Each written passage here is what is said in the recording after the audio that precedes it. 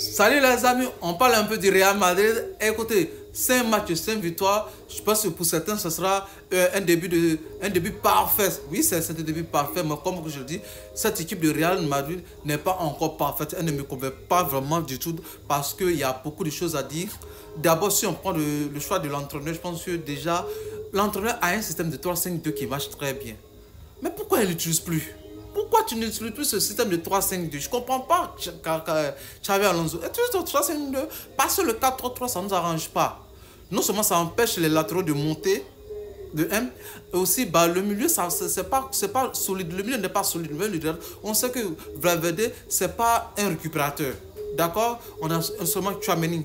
Alors que Tchouaméni, il doit entrer autour d'un joueur qui est là, qui est un peu technique. Alors si Adolphe Guillot doit venir récupérer, on se rend compte qu'il n'y a pas quelqu'un d'autre qui fait le lien entre le milieu et les attaquants. Il n'y a pas. Il n'y a pas.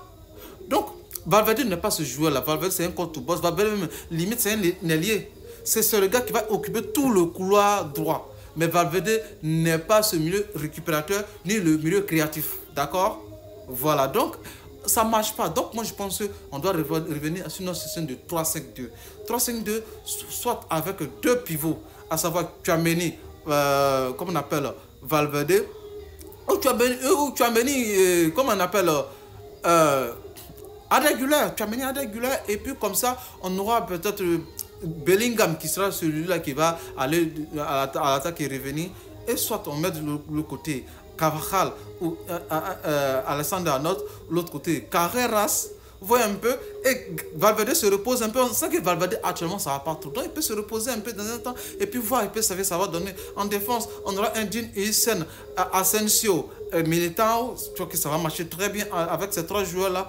Et à l'attaque, on choisit soit Vinicius Mbappé, soit Vinicius Gonzalo Garcia, ce petit que je pense est le 9 qu'il faut au Real, et c'est un bon 9 qui doit être titulaire, mais je ne vois pas pourquoi il n'est pas titulaire. Donc soit Vinicius Gonzalo Garcia, soit Mbappé Gonzalo Garcia, ou soit Vinicius Gonzalo Garcia, et ça va. Je trouve que ça sera très bon comme ça.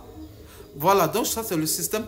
En plus, je pense que quand on regarde notre jeu là, voilà, je vais parler beaucoup de Vinicius aujourd'hui parce que Vini, j'ai l'impression que quand il a la balle, il ne dédouble pas en fait.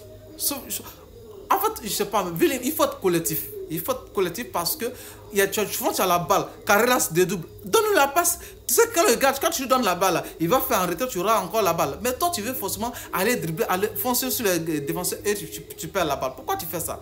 Moi, je pense que c'est ce qu'il faut changer. Il faut changer tout ça. Quand tu as les latéraux qui montent là, quand ils dédoublent, donnez-leur la balle. Ils savent quoi en faire avec la balle. Quand ils dédoublent, forcément, ils vont faire un retrait et vous aurez encore plus d'opportunités. Mais si vous voulez forcément aller dribbler, ça ne va pas marcher. Le gars, il dédouble quand il va en hors-jeu. Tu vas jamais le servir. Comment vous voulez jouer comme ça?